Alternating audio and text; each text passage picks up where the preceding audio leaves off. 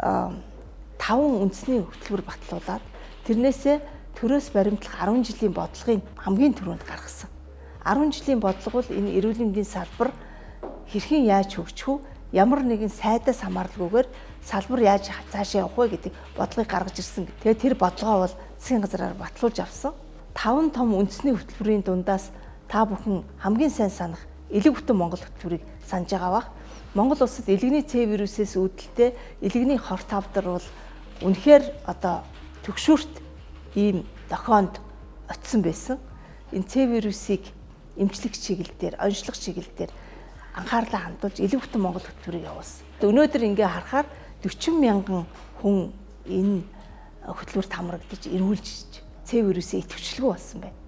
40 мянган хүн гэдэг чинь одоо нэг аймгийн төвийн 2 аймгийн төв хүн амтаа дүүцэхүйц хэмжээний тоо байна шүү дээ.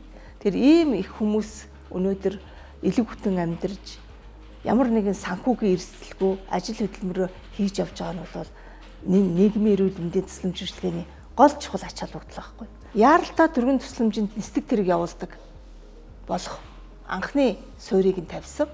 Хотын захиргаа мөнгөө гаргаад нэгдсэн том эмнэлгүүд дээр нисдэг тэрэг буух талбайг нь хийгээд жишээлбэл гэмтэл соггийн үндэсний төв, эхний алгасын эрүүл мэндийн үндэсний төв гэдэг энэ төвүүд дээр талбайг нь засаж өгөөд нисдэг тэргийн хувийн хөвшлээр тэгээд өвчнөө тээвэрлэдэг боломжийг бүрдүүлсэн.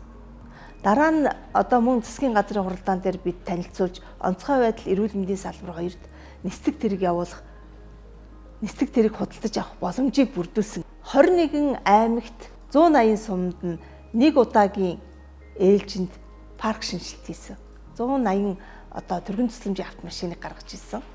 Эрүүл мэндийн нийгэмлэгүүдийн нэгдсэн холбоо гэж байгуулад энэ холбоогоороо хийж чадаагүй, амжаагүй дутуу орхисон ажлуудаа төрийн бас байгууллагаар гүйцээх хиймсэн гэж оролдсон. Ерөөсөө эрүүл мэндийн салбар гэдэг маш өргөн хүрээтэй, хүн болгонд хүртээмжтэй. Эмнэлгийг төрхөөс эхлээл бурхны оронд очих хүртэлх амьдралынхаа замд эрүүл мэндийн салбараар дамжаагүй хүн гэж байдаггүй.